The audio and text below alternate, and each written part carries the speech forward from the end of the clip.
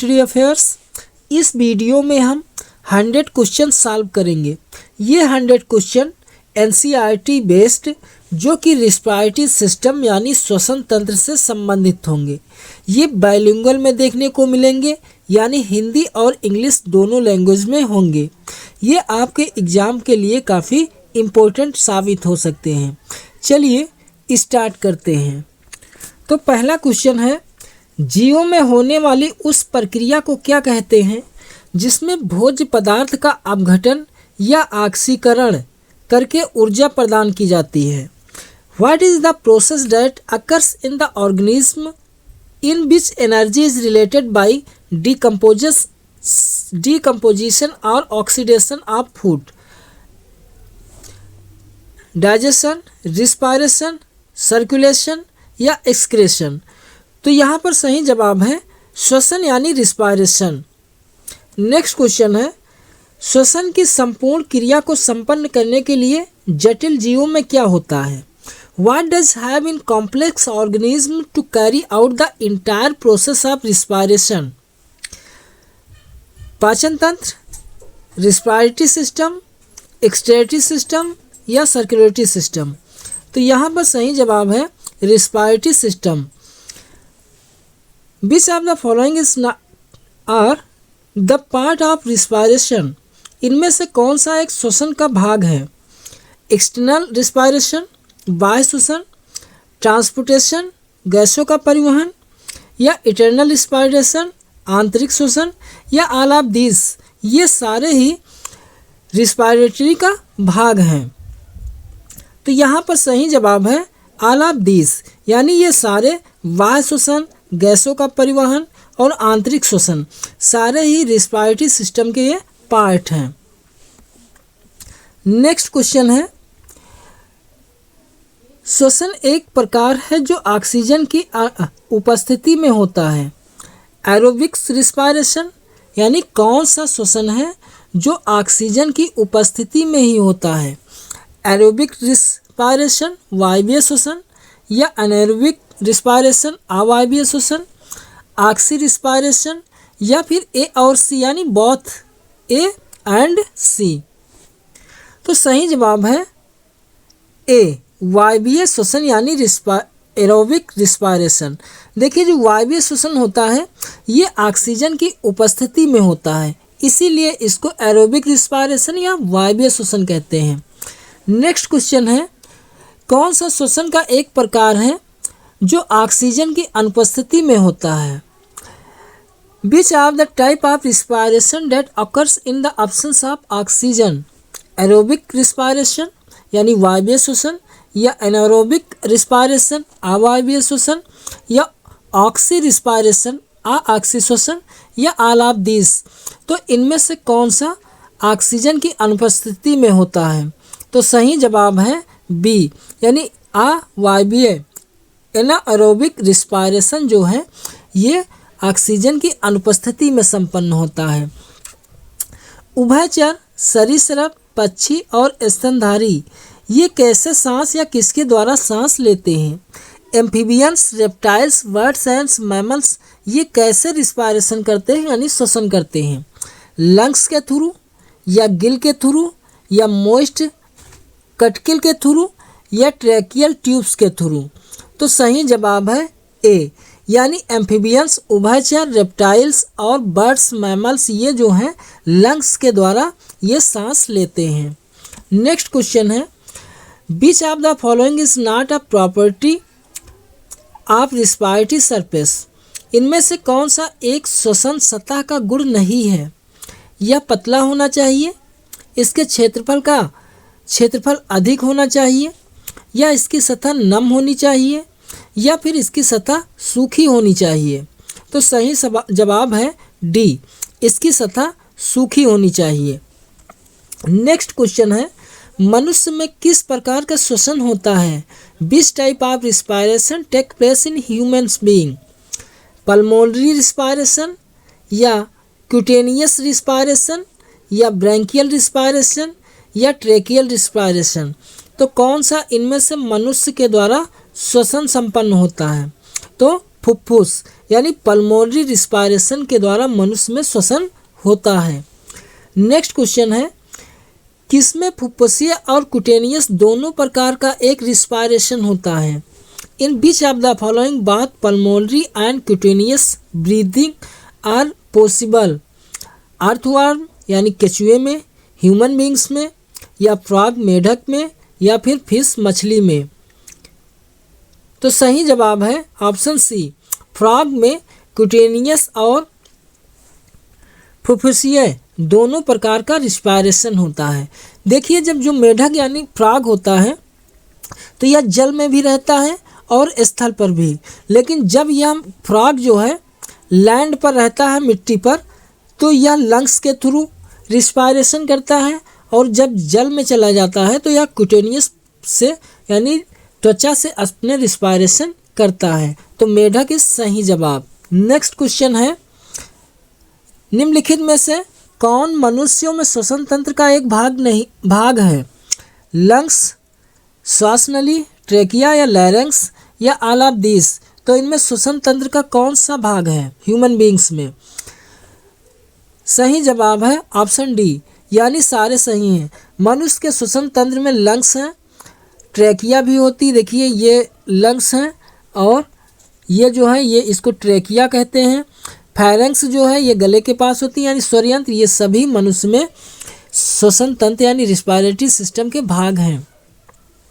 Next question, मनुष्य शरीर में कौन जोड़े में नहीं पाया जाता है? Which of the following is not found in pair in human body? Lung, फेफड़े, देखिए मनुष्य में 2 लंग्स होते हैं, फेफड़े होते हैं, पेयर्स में पाए जाते हैं। आई, ये भी पेयर में पाए जाते हैं। नेजल चैम्बर, नसा यानी नासा द्वार, ये भी 2 हैं। लीवर, क्या मनुष्य में लीवर पेयर में पाए जाते हैं? तो सही जवाब है इसका ऑप्शन डी, मनुष्य में लीवर पेयर में नहीं होते हैं, ओनली 1 लंग्स लीवर होते हैं, इसलिए सही जवाब डी। नेक्स्ट क्वेश्चन है, मनुष्यों में 2 नसिका बेस्म या कक्ष पाए जाते हैं, जिसे कौन अलग करता है? There are 2 nasal chambers are found in humans which are separated by? किसके द्वारा अलग होते हैं? नेजल सेप्टम के द्वारा, या फिर एबी सेप्टम के द्वारा, या फिर नेजल वाल्व के द्वारा, या फिर रेनल सेप्टम के द्वारा? तो ये किसके द्वारा अलग होते हैं? सही जवाब है ऑप्शन ए, नेजल सेप्टम के थ्रू जो मनुष्यों में नसिका बेस में कक्ष होते हैं, नेजल सेप्टम के द्वारा 2 पार्ट में 2 चैम्बर में डिवाइड हो जाते हैं। नेक्स्ट क्वेश्चन है, मुख्य रूप से एक नसिका चैम्बर के कितने भाग होते हैं? 1, 2, 3 या 6? तो सही जवाब इसका ऑप्शन 3 सी। मनुष्य में नसिका चैम्बर के 3 भाग होते हैं। नेक्स्ट क्वेश्चन है, which part of nasal chamber opens into external nares? नसिका कक्ष का कौन सा भाग बाह्य नसिका छिद्र में खुलता है? सही जवाब है ऑप्शन ए, वेस्टिबुलर चैम्बर यानी प्रकोष्ठ या प्रगाढ़ कक्ष। नेक्स्ट क्वेश्चन है, नसिका कक्ष के प्रकोष्ठ क्षेत्र के संबंध में कौन से कथन गलत हैं? यह हवा को छानता है, इसमें रोम युक्त त्वचा होती है, इसमें म्यूकस मेम्ब्रेन होता है, यह हवा के तापमान को बदलता है। तो इनमें से कौन सा स्टेटमेंट गलत है? सही जवाब है ऑप्शन डी, यानी ऑप्शन डी ये सही नहीं है। देखिए, प्रकोष्ठ क्षेत्र यानी नसिका कक्ष प्रकोष्ठ क्षेत्र में ये जब हवा जाती है तो हवा यह छोटे छोटे रोए होते हैं, बाल, तो इन रोमों के थ्रू जो धूल कण होते हैं ये यहीं पर चिपका लिए जाते हैं। म्यूकस मेम्ब्रेन होती है, म्यूकस मेम्ब्रेन ये भी बहुत ही सेंसिटिव होती है, यानी जरा सा अगर धूल कण पहुंच जाता है तो छींक आ जाती है, जिसके थ्रू जितने धूल कण अंदर इंटर करते हैं वो बाहर निकल आते हैं। लेकिन ये हवा के तापमान को नहीं बदलता है, ये गलत है, बाकी तीनों सही हैं। नेक्स्ट क्वेश्चन है, नसिका कक्ष यानी nasal chamber acts as conditioner? नसिका कक्ष का कौन सा भाग एयर कंडीशनर की तरह काम करता है? वेस्टिबुलर चैम्बर, रेस्पिरेटरी चैम्बर या ओल्फैक्टरी चैम्बर? या नन ऑफ दिस, इनमें से कोई भी सही नहीं। कौन सा ऑप्शन सही है? तो सही ऑप्शन बी, रेस्पिरेटरी चैम्बर जो है यह नसिका कक्ष यानी नेजल चैम्बर में एयर कंडीशनर की तरीके से काम करता है, रेस्पिरेटरी चैम्बर। नेक्स्ट क्वेश्चन है, निम्नलिखित में से कौन मनुष्यों में सुगंध का पता लगाने के लिए होता है? Which of the following are known to detected fragrance in humans? Respiratory region, olfactory region, या वेस्टिबुलर रीजन, या ऑल ऑफ दिस, यानी उपरोक्त तीनों कथन सही। कौन सा इनमें से सही जवाब है? तो सही जवाब है ऑप्शन बी, घ्राण क्षेत्र, ओलिफैक्टरी रीजन। देखिए जो यह घ्राण क्षेत्र ओलिफैक्टरी रीजन होता है, इसमें ओलिफैक्टरी सेल्स होती हैं जो ये सेंसिटिव होती है, यानी सुगंध और दुर्गंध के लिए सेंसिटिव होती हैं, जिससे व्यक्ति सुगंध महसूस कर पाता है।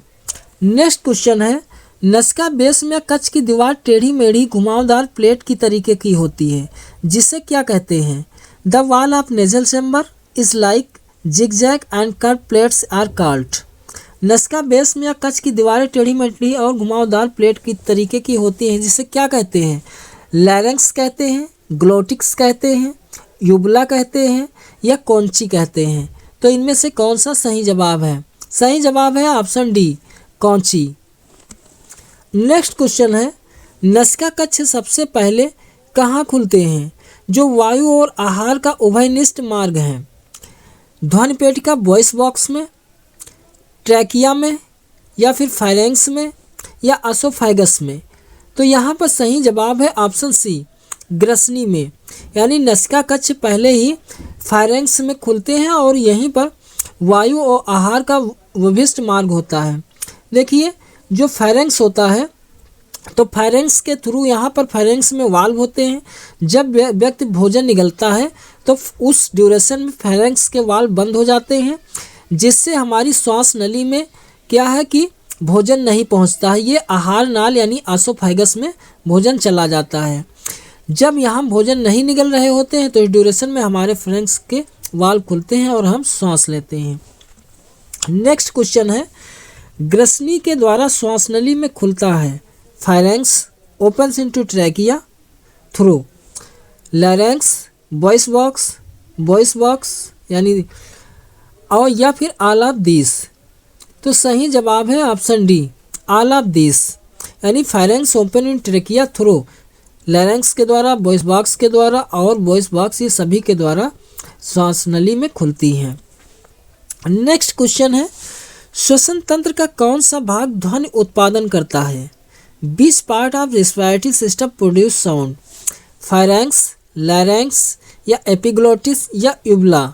तो सही जवाब है ऑप्शन बी, लैरिंक्स जो होता है यहीं से ध्वनि रिलीज की जाती है। नेक्स्ट क्वेश्चन है, स्वरयंत्र के प्रवेश के द्वार पर उपस्थित एपिग्लोटिस का मुख्य कार्य क्या है? What is the main function of epiglottis present at the entrance of larynx? तो सही जवाब है ऑप्शन डी, भोजन को श्वास नली में जाने से रोकता है। श्वास नली की लंबाई कितनी होती है? 5 सेंटीमीटर, 12 सेंटीमीटर, 25 सेंटीमीटर, या 18 सेंटीमीटर?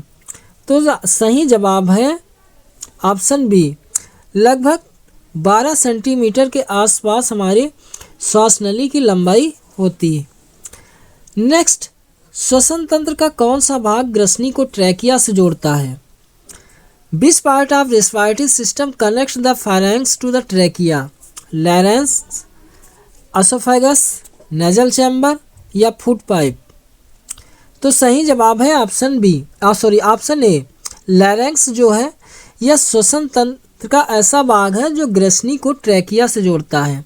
देखिए ट्रैकिया जो है ये लंग्स है, लंग्स की ये जो है इसी को ट्रैकिया कहते हैं, और ट्रैकिया से ऊपर यहाँ पर ये गले में लैरिंक्स होती है। नेक्स्ट क्वेश्चन है, एडम्स एप्पल किससे संबंधित है? आई से, ईयर से, ब्रेन से, या फिर नेक से? तो सही जवाब है ऑप्शन डी, गर्दन से। एडम्स एप्पल नेक से संबंधित है।